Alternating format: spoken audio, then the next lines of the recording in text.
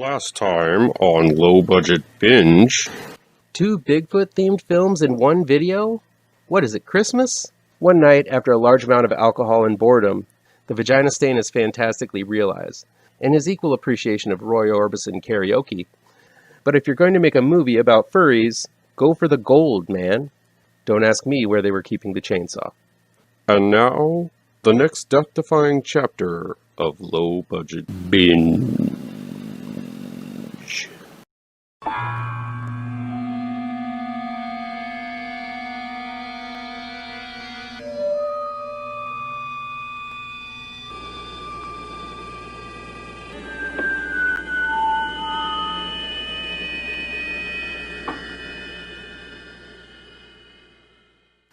Welcome back to ML Miller Frights, a part of the Kings of Horror Network. I'm ML Miller. Before we begin, remember to give this video a like, share with your buddies across the electronic superhighway, click subscribe to this channel, and don't forget to ring that bell for notifications. Please get the word out to new folks so we can make this channel bigger and better. Low Budget Binge is where we venture down the path less traveled and look at low budget, no budget, and sometimes international films that never get that top billing you see with the regular Hollywood fare. Check out the changes to the logo. Getting better every week. I'll indicate in the review and down below where you can find these films along with their trailers. Here we go. The Unfamiliar is new on-demand and digital download from Vertical Entertainment. Upon returning from the front lines of war, a British doctor named Izzy, played by Jemima West, returns home with many battle scars to find her family somewhat foreign to her. While her husband Ethan, played by Christopher Dane, attests that it is just her difficulty adjusting to life after war, Izzy is sure that something supernatural is occurring with her family. As the supernatural events intensify, Izzy's mental state is crumbling, and Ethan suggests that the whole family go on a vacation to Hawaii for some rest and relaxation. But the horror seems to have followed them there. The thing I liked most about The Unfamiliar is that it plays with the themes of being a foreigner in your own family. Izzy has been deeply scarred from the war and has missed out on some crucial moments of her family's growth while on duty. Her body, as well, has been altered due to massive scarring she has endured during the war, both physically and mentally. One of the things Izzy reacts to the most is the appearance of a tiki doll in her infant child's room, which Ethan bought on a lark. Because the tiki culture is foreign to her, she fears it and feels it's the source of the unnatural feelings she's experiencing. All of these thematic layers are placed subtly on top of one another to make a potent little story about how far the fabric of the family can be stretched before it breaks. While I don't feel that the scares of The Unfamiliar are particularly original or nerve-shredding, they do come at a solid and persistent pace all the way through the film. The acting helps quite a bit as West and Dane are solid actors, able to convey the complex themes at work. Once in Hawaii, though, I think the scares lessen, as the folklore of the islands provide too much explanation as to what's going on. The goofy ending doesn't help in making this one feel potently frightening. I really dug The Unfamiliar due to the underlying context the story possesses. It's a smartly written tale that only falls short in the latter half.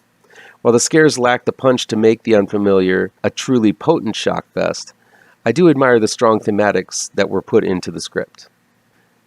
New on-demand and digital download from Can Do Films is Cut and Chop, a low-budget descent into madmanness, as a wannabe actor named Tom, played by Drew Hale, auditions for a role in a slasher film and takes the method acting a little too seriously once he gets the role. So he begins a reign of terror on his girlfriend and their friends. The film also sports a cameo by Ron Jeremy simply because, why not? Playing out like a low-budget version of Nightcrawler, American Psycho, and many a Scorsese film, Cut and Chop's protagonist is already slightly askew even before he auditions for the role of a psychopath. His girlfriend, Esmeralda, played by Kari Allison Hodge, seems to care for him deeply, though he occasionally bites a chunk out of her during sex. Hale, who also wrote and directed the film, does a great job of portraying someone who is absolutely creepy, or at least completely socially awkward, through his stares that go on too long and the uncomfortable silences. The film really does seal the deal that Tom is a weirdo, and one wonders why his girlfriend Esmeralda puts up with him. Cut and Chop highlights some truly disquieting scenes as Tom teeters on the edge of making his first kill. While the film does a good job of making one squirm, I think there definitely are some pacing issues. Some scenes are drawn out way too long, like the 2 dinner scenes that sort of flank this movie. With the scenes provided, it feels almost as if the film were prolonged simply to make feature length. Had there been some tighter edits all around, and maybe more scenes focusing on Tom practicing lines or working on the film he was just cast in, I feel I would have liked this one more. As is, I think the film could have had 20 minutes lopped off, and it would have been a tighter view conveying the same story and feelings. Everyone has had an encounter with a socially awkward person at the bus stop or convenience store, where the urge to sympathize with the weirdo who is trying to connect with someone is balanced with the strong compulsion to beat feet and get the hell out of there. Hale captures this uneasy feeling over and over again in Cut and Chop, making this a compelling film that will get under your skin and linger well past the comfort point. The Barge People is new on Blu-ray, DVD, on-demand, and digital download from RLJE Films. And man, was I really excited to see this film. When a group of people rent a barge for the weekend to slowly cruise down an English canal, because that's a thing, I guess, turns out the polluted stream has caused some of the river people to mutate into bloodthirsty cannibal monsters, and our quartet of weekenders are floating right towards them. So basically, this is The Hills Have Eyes on a boat, or The Canal Has Eyes. 2 couples are dealing with their own issues while they come across another family of monsters that are out to kill them. The 2 couples on vacation represent the best and worst of modern relationships. One pair are affectionate and totally in sync, while the other is disconnected and delusional about their relationship. These are nice little thematic touches that get expanded upon when the barge accidentally scrapes another barge belonging to what looks to be the UK canal version of trailer park trash. And that couple ends up having a grudge against the high-class city folk. All 3 couples end up colliding, but before they can settle their differences, the monsters converge. And these monsters represent their own kind of family. These are themes that are deftly handled in Wes Craven's classic, and it's a valid attempt to add thematic heft to the Barge People. There are some concepts that I really liked. I'm a sucker for cannibal family flicks, so it takes a lot to turn me off. The plot gets in the way of the Barge People, and in order to deliver the gory horrors, it feels like this film wasn't thought all the way through.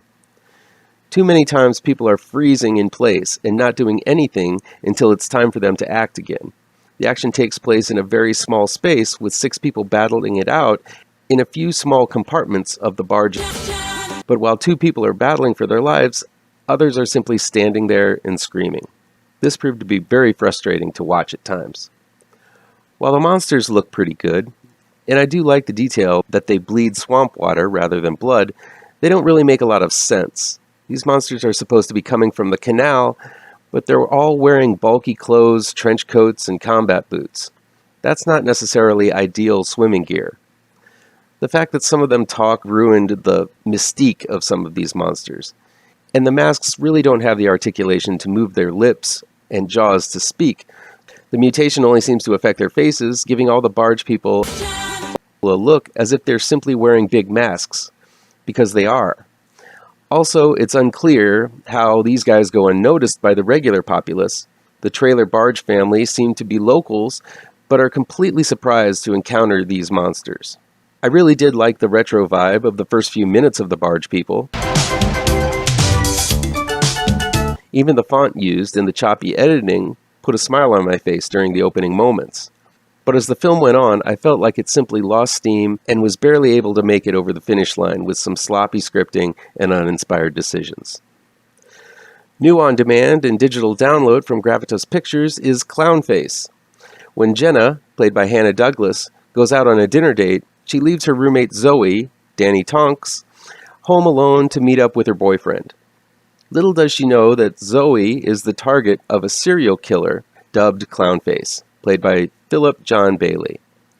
After Zoe disappears and her boyfriend is killed, Jenna is racked with guilt and even a year later, barely functioning after experiencing the trauma of finding a bloodbath in her apartment when she got home. Now a year later, it seems Clownface is back and after a new target, Jenna. While the motivations of Clownface are hazy, I must admit, he is a pretty frightening looking clown. I've never been scared of clowns myself, but the nonchalant way Clownface goes about his business and the fact that not only is he wearing clown makeup, but clown makeup over a flesh mask is an original touch. While it appears Clownface is obsessed with Zoe, there really isn't a reason for his latest murder spree. There is a lot of time spent on Jenna's trauma and her adjusting to re-entering the real world. This isn't a bad decision, but paired with the copious amounts of flashbacks, it all feels kind of unnecessary. And Clownface does sag in the middle, as it feels rather aimless in between these two big clowny massacre scenes. I do appreciate Clownface for using normal-looking women rather than supermodel gals in their cast. It makes the scares a lot more relatable when you can imagine seeing these gals on the bus or actually living in the real world. They're still very talented and attractive, but the fact that they're not perfect makes the horror all the more tangible. Clownface is a capable slasher, nothing revolutionary. It's got some heinous and gory kills, so for gorehounds, this is a good one to savor. I find it rather middle of the road, but much better and more importantly, scarier than most throwaway clowny horror fare. Finally, we have Pool Party Massacre. The film starts out by jumping into the deep end with a double gory murder, and then dives right into some getting to know you and oogle time with some bathing suit clad beauties. When her parents go out of town, Blair, played by Kristen Noel McCusick, and her lifelong friend Nancy, played by Margot Name, decide to throw an all-girl shindig, and they've brought only their bathing suits and alcohol to do so. Unfortunately, not only is there a serial killer offing them one at a time in the shadows, but one of the gals brought her boyfriend, and her boyfriend brought party crasher Clay, played by Nick Byer, to annoy the uppity and high-maintenance gals at the party.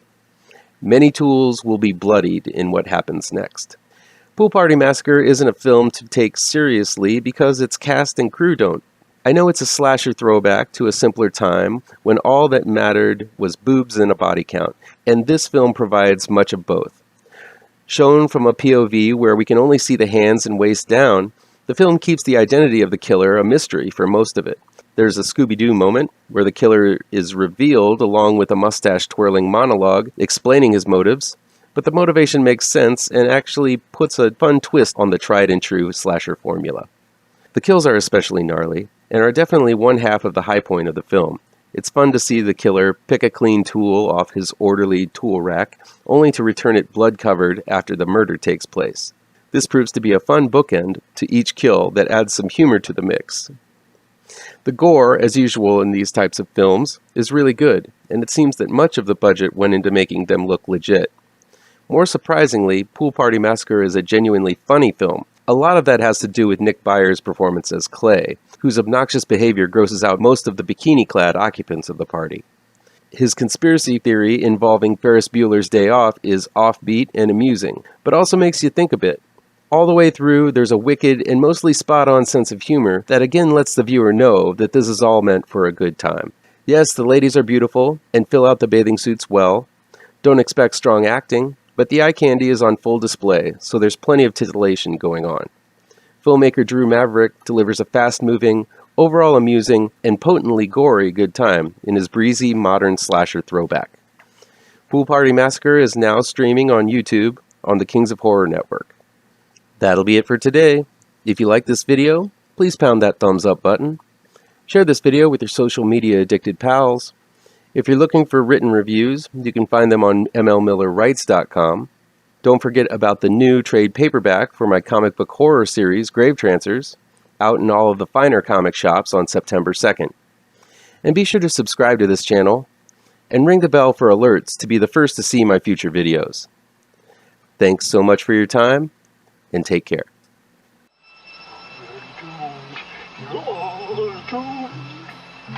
You're doomed to live the life you're meant to be, stuck inside your reality.